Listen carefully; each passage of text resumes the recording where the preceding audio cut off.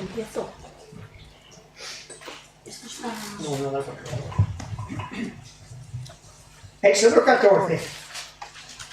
Habló Jehová a Moisés diciendo: Di a los hijos de Israel que den la vuelta y acampen delante de Pinairot, entre Milgot y el mar hacia Baal-Zephón. Delante de él acamparéis junto al mar. Porque Faraón dirá a los hijos de Israel: Encerrados están en la tierra, el desierto los ha encerrado, y yo endureceré el corazón de Faraón para que los siga, y seré glorificado en Faraón y en todo su ejército, y sabrán los egipcios que yo soy el Señor, y ellos lo hicieron así. Y fue dado aviso al rey de Egipto que el pueblo huía, y el corazón de Faraón y de sus siervos se volvió contra el pueblo, y dijeron: ¿Cómo hemos hecho esto de haber dejado ir a Israel para que no nos sirvan? Y unció su carro y tomó consigo su pueblo, y tomó 600 carros escogidos, y todos los carros de Egipto, y los capitanes sobre ellos. Y endureció el Señor el corazón de Faraón, rey de Egipto, y él siguió a los hijos de Israel. Pero los hijos de Israel habían salido con mano poderosa. Siguiéndolos, pues, los egipcios con toda la caballería y carros de Faraón, su gente de a caballo y todo su ejército, los alcanzaron acampando junto al mar de al lado de Piairot, delante de Baal-Zephón. Y cuando Faraón se hubo acercado, los hijos de Israel alzaron sus ojos, y he aquí que los egipcios venían tras ellos, por lo que los hijos de Israel temieron en gran manera, y clamaron al Señor, y dijeron a Moisés: ¿No había sepulcros en Egipto que nos has sacado para que muramos en el desierto? ¿Por qué has hecho así con nosotros? ¿Que nos has sacado de Egipto?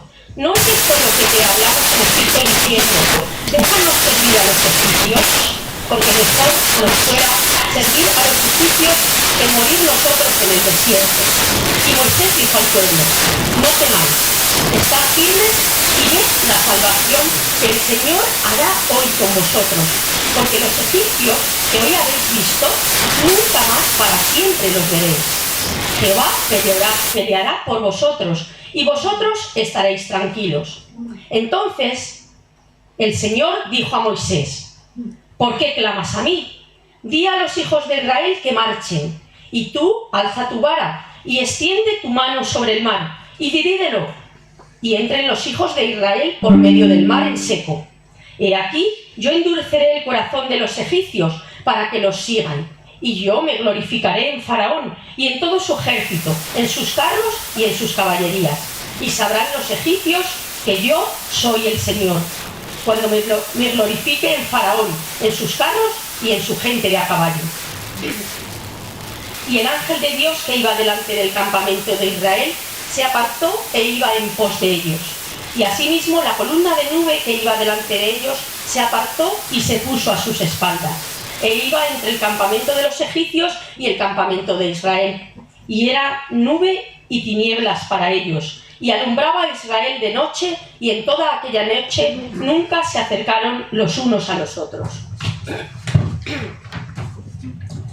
Y extendió Moisés su mano sobre el mar, e hizo el Señor que el mar se retirase por recio y viento oriental toda aquella noche, y volvió el mar en seco, y las aguas quedaron divididas. Entonces los hijos de Israel entraron por medio del mar en seco, teniendo las aguas como muro a su derecha y a su izquierda, y siguiéndolos los egipcios entraron tras ellos hasta la mitad del mar, toda la caballería de Faraón, sus carros y su gente de a caballo. Y aconteció la vigilia de la mañana que el Señor miró al campamento de los egipcios desde la columna de fuego y nube, y trastornó el campamento de los egipcios, y quitó las ruedas de sus carros, y los trastornó gravemente. Entonces los egipcios dijeron: huyamos delante de Israel, porque el Señor pelea por ellos y contra los egipcios. Y el Señor dijo a Moisés: extiende tu mano sobre el mar, para que las aguas vuelvan sobre los egipcios, sobre sus carros y sobre su caballería. Entonces Moisés extendió su mano sobre el mar, Y cuando amanecía, el mar se volvió con toda su fuerza, y los egipcios al huir se encontraban con el mar. Y el Señor derribó a los egipcios en medio del mar. Y volvieron las aguas, y cubrieron los carros y la caballería, y todo el ejército de Faraón que había entrado tras ellos en el mar, no quedó de ellos ni uno. Y los hijos de Israel fueron por medio del mar, en seco, teniendo las aguas por muro, a la derecha y a su izquierda. Y así salvó el Señor aquel día a Israel de manos de los egipcios. E Israel vio a los egipcios muertos a la orilla del mar. Y vio Israel aquel grande hecho que el Señor ejecutó con todo su ejército. Y el pueblo temió al Señor, y creyeron al Señor y a Moisés su siervo. Oremos. Padre, te damos gracias por tu palabra, esta historia tan interesante, pero a veces que tiene algunas cosas que tenemos que hablar. Y te pedimos que tú nos ayudes a cada uno a sentir la verdad que hay aquí, el impacto que puede tener en nuestras vidas. Y te lo pedimos en el nombre de Jesús. Amén. Pues ese no es un pensamiento original conmigo. Hace muchos años, pues estaba leyendo algo y alguien decía esto. Iban la nación de Israel allí en este grupo, que era mucha gente, pero un grupo muy grande.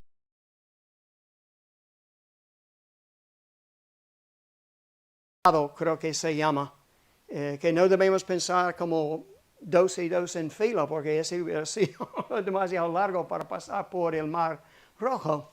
Pero este grupo que en algún momento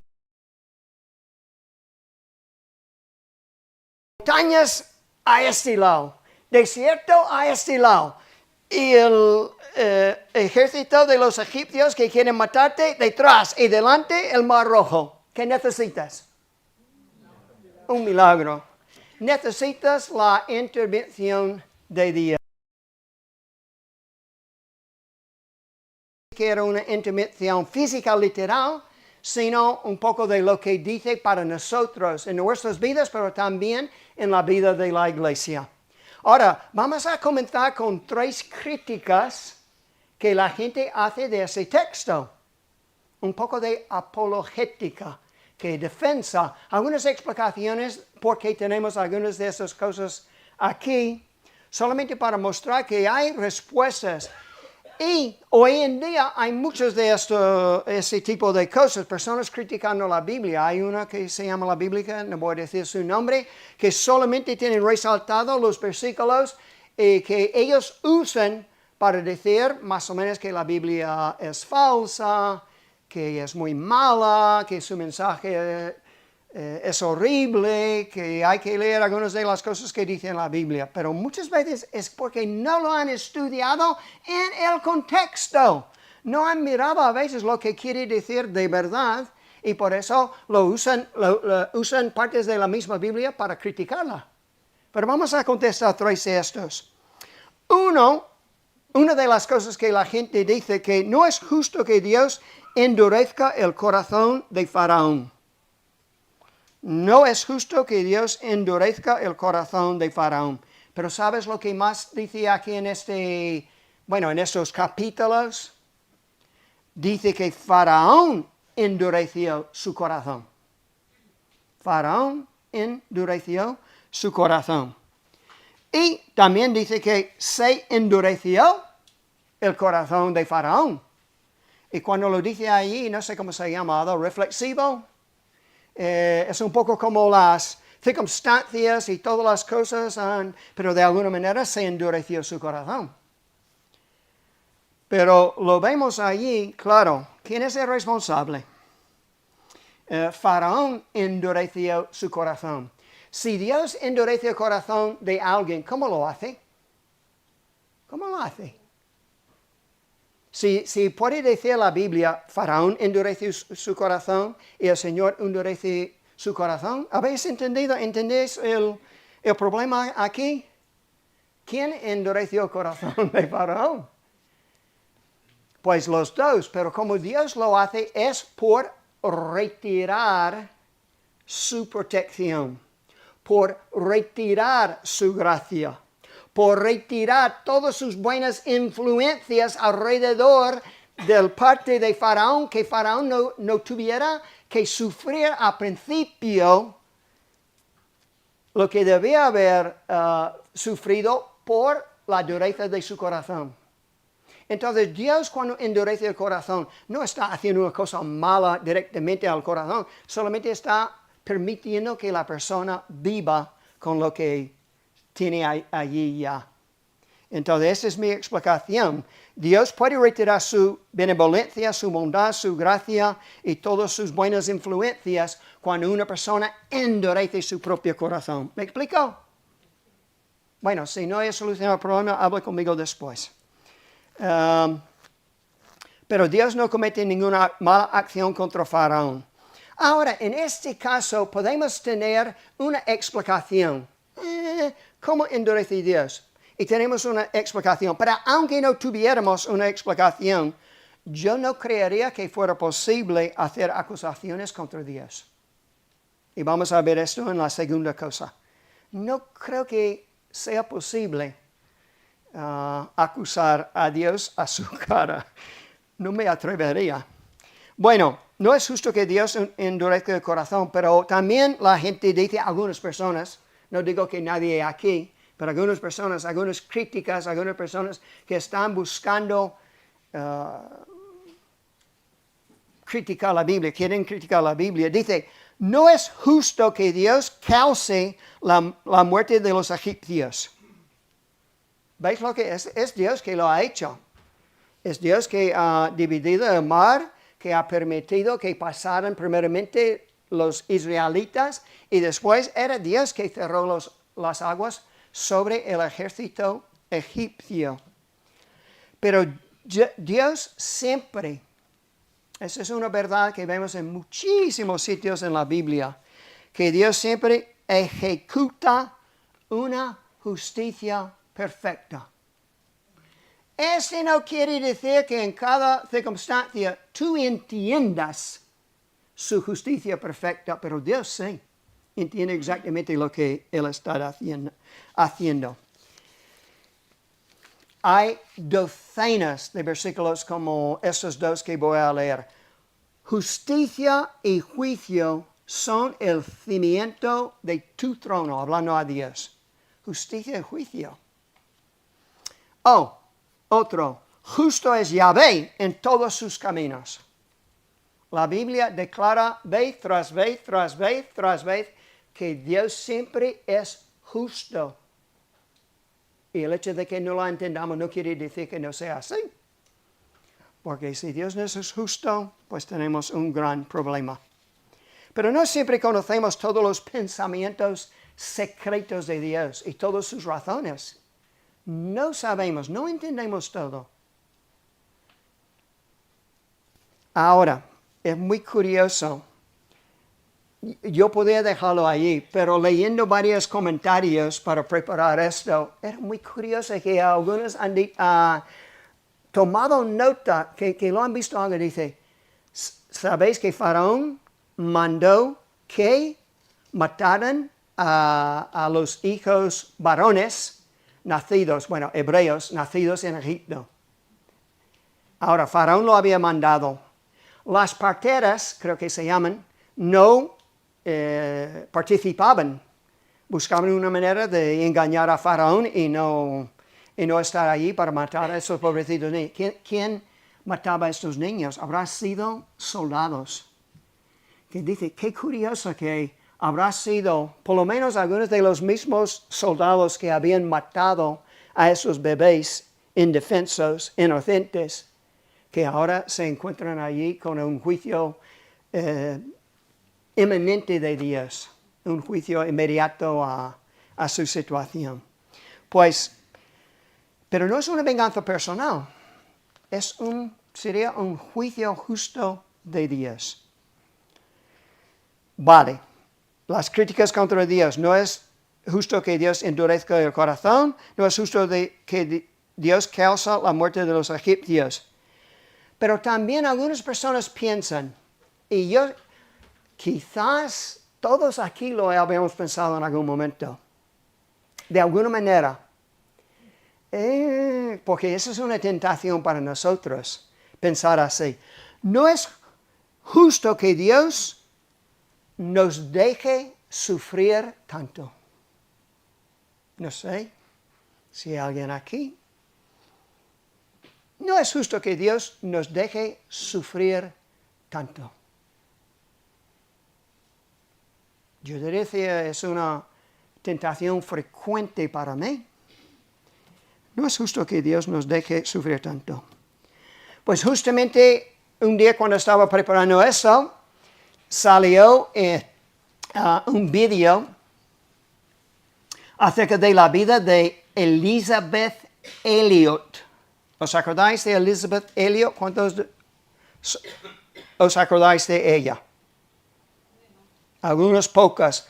¿Cuántos habéis visto la película A Punta de Lanza? A Punta de Lanza. Pues yo creo que lo hemos visto como iglesia, pero... El final del Espíritu. Sí, me acuerdo que había otro nombre.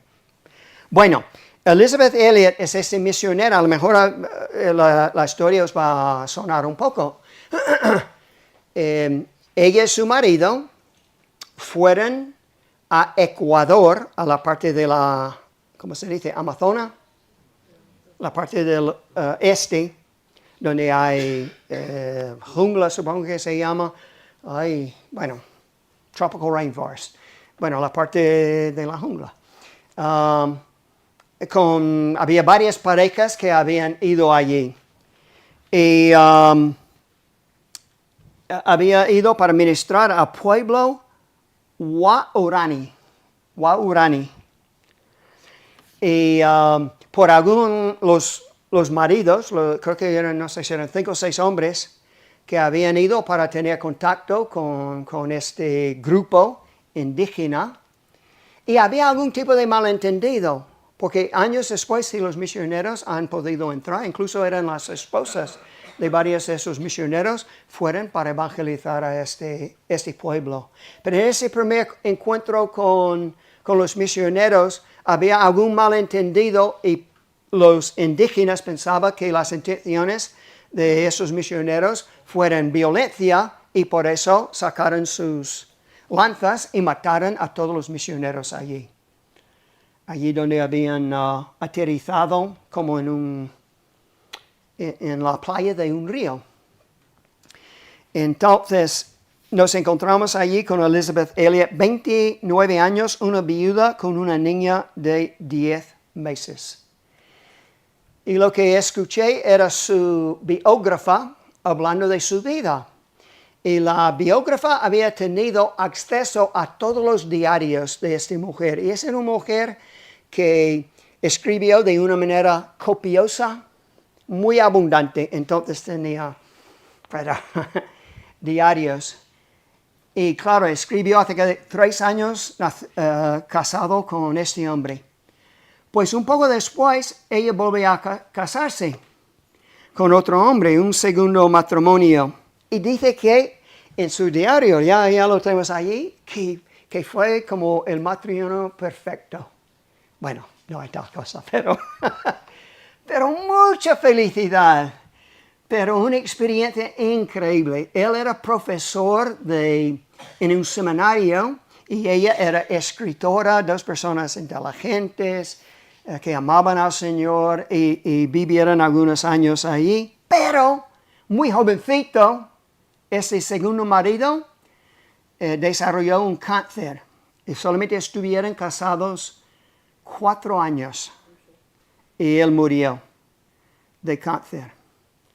Bueno, y para otra cosa estoy escuchando este biógrafa y ella dice, y bueno, justamente cuando yo estaba escribiendo estos capítulos, mi marido, que la biógrafa, claro, y su marido eran cristianos muy comprometidos, desarrolló, bueno, se diagnosticó con un cáncer agresivo de cerebro. Duró 3 semanas y murió. Pero una muerte, bueno, muy desagradable. Entonces ya estaban todos luchando con esto, el sufrimiento del creyente. Otro detalle, la biógrafa dice evidentemente, Elizabeth Elliot, que había casado 3 años con un gran misionero famoso, que ella ha escrito un montón de libros, 25 libros creo que es. Las puertas de esplendor y no sé qué más. Después un hombre que había allí un gran amor y un gran sentido de propósito, se casó con otro hombre, evidentemente pensando que era creyente, y resultó que este hombre no fue como se presentó. Y ella dice en sus diarios, era la peor equivocación de su vida. 38 años con un hombre no creyente. Después de 7 años gloriosos con 2 hombres muy, muy piadosos, no sé cómo llamarles, pero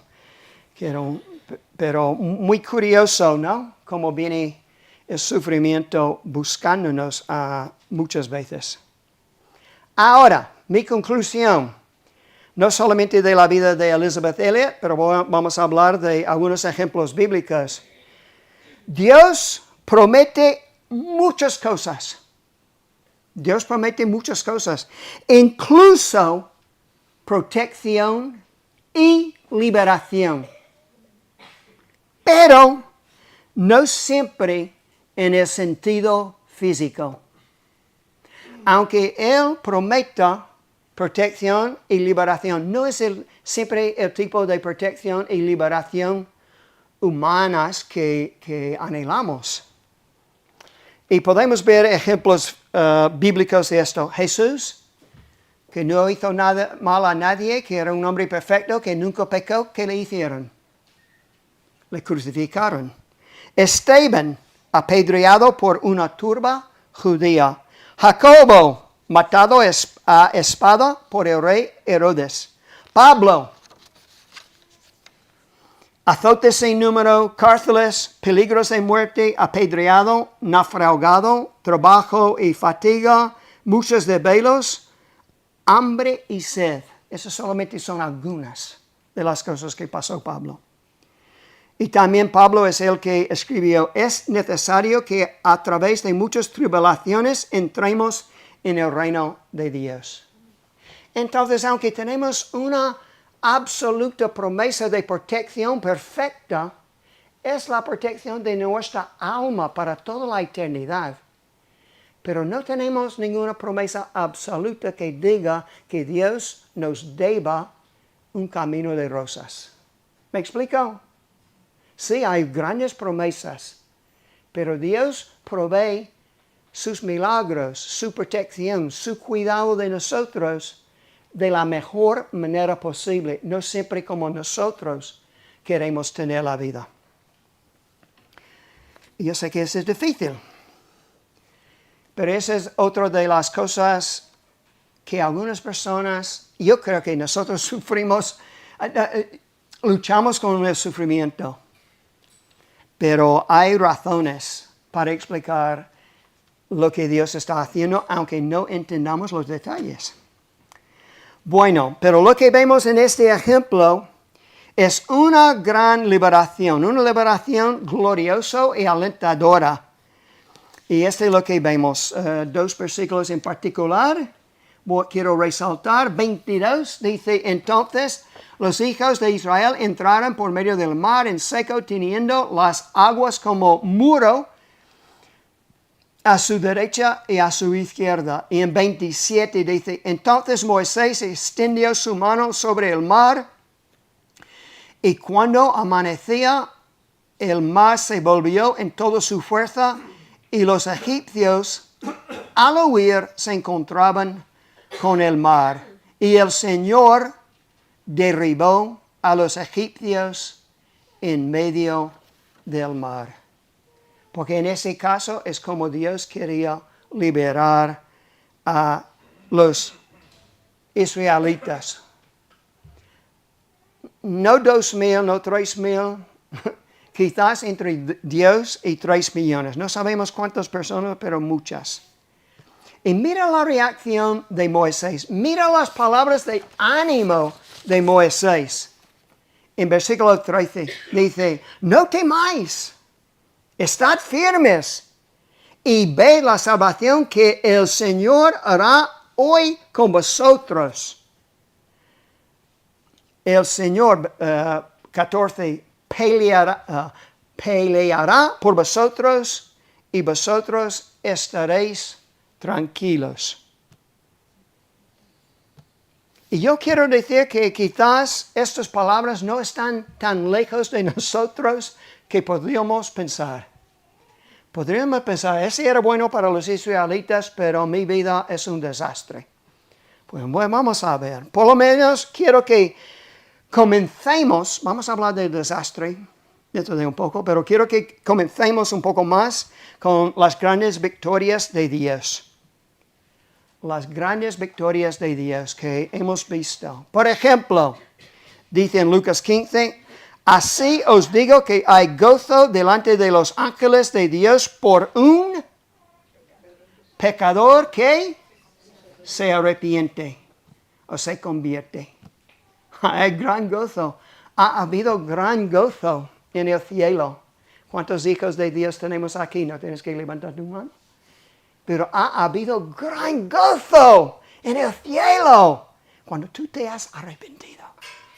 Gran gozo, una gran victoria al nombre de Jesucristo durante toda la eternidad. Eso sí es una gran cosa que el Señor ha hecho. Un gran triunfo.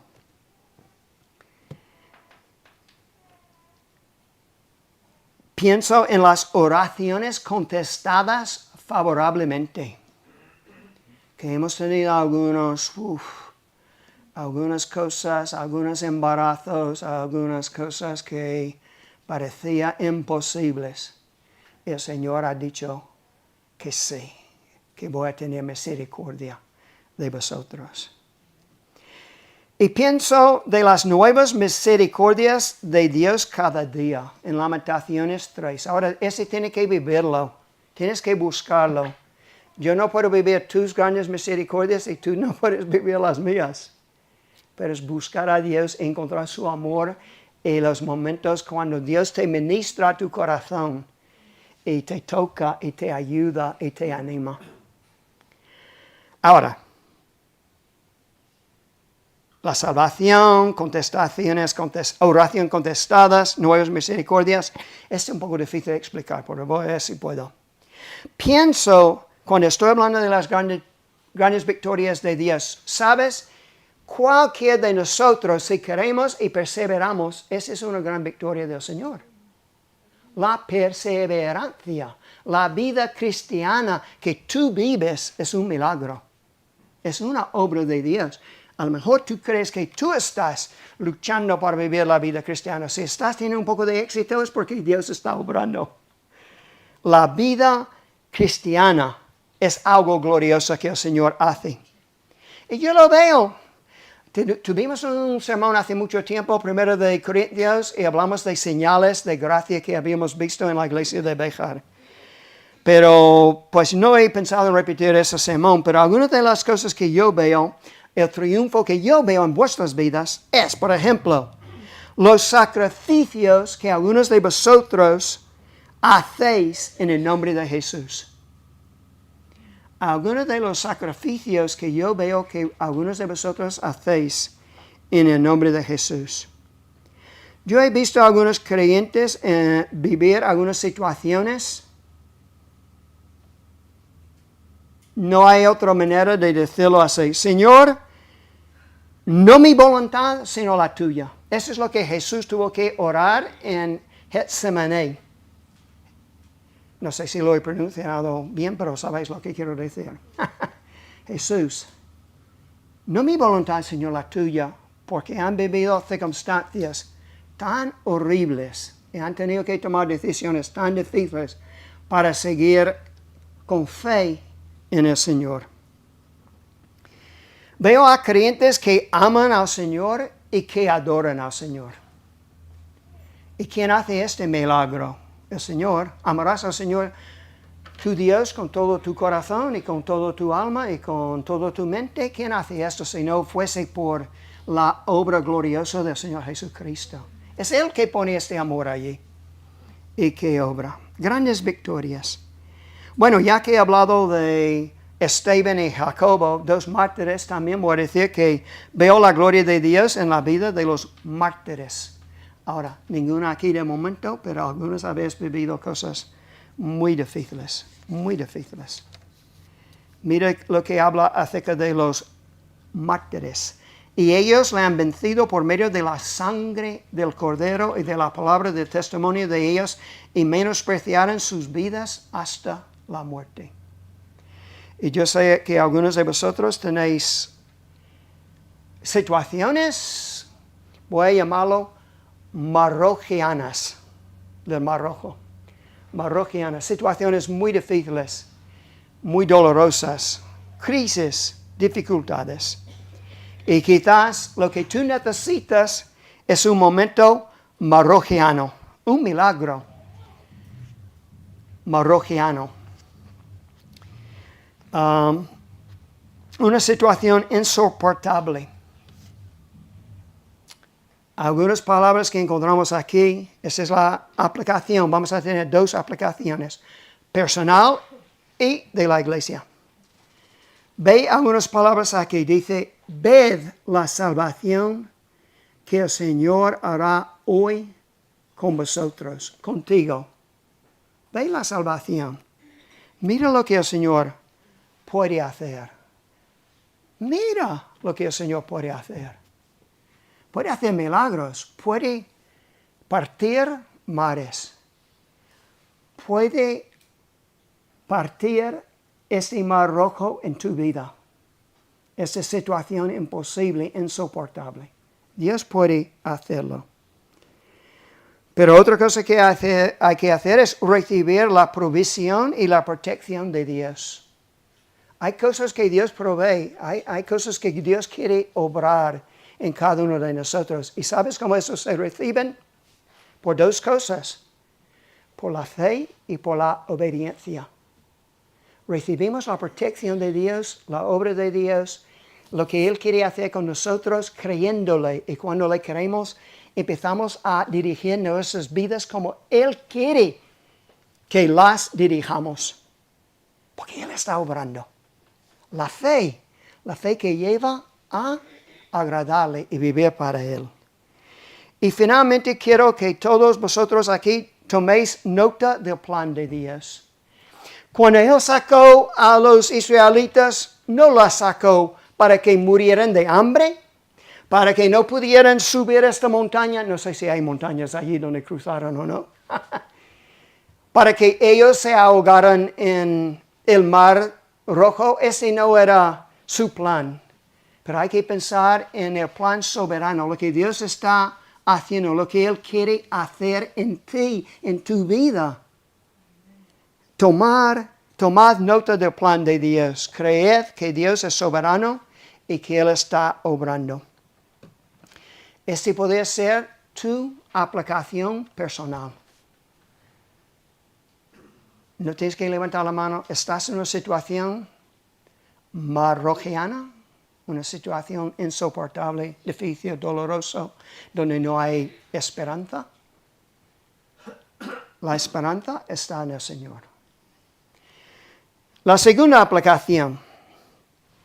Quiero que pensemos un poco en la iglesia, no solamente en mí, en ti, en tu grupo, sino en toda la iglesia. Lo que yo quiero ver en la iglesia, espero que estemos en un momento marroquiano. Espero que estemos allí por medio de una nueva ola de discipulado. Sabes, tenemos estos libros, ya los he traído en otra manera. Pero el primer libro es más que nada evangelístico. Y está a un nivel, quizás no todo el mundo, pero casi todo el mundo puede hacer este libro y compartirlo con otra persona. La posibilidad de tener un hijo espiritual, la posibilidad de que Dios te use para tener un impacto en la vida de otra persona. Y yo sé que muchos de vosotros anheláis esto. Tener un instrumento, una cosa para bendecir a otra persona. Para poder, no quiero estar estancado, quiero recibir del Señor por medio de su palabra, pero también invertir para buscar bendiciones para otra persona. Entonces puede estar en una situación marroquiana, personal. Espero que estemos aquí en una situación marroquiana con este del discipulado. Un nuevo desafío para que estemos pensando no solamente en nosotros, sino en nuestros seres queridos, cercanos, todavía que no han creído, en vecinos, en amigos, porque todos necesitamos al Señor. Oremos. Padre, gracias por esa gran victoria que vemos aquí en Éxodo 14. No voy a presumir que las victorias que tú nos vas a dar van a ser exactamente iguales, pero sí creo que tú estás obrando. Entonces, danos la victoria. Esas personas que necesitan tu toque en ese momento, te pido especialmente por ellas que tú hagas este milagro del Mar Rojo esta mañana. Y te lo pedimos en el nombre de Jesús. Amén.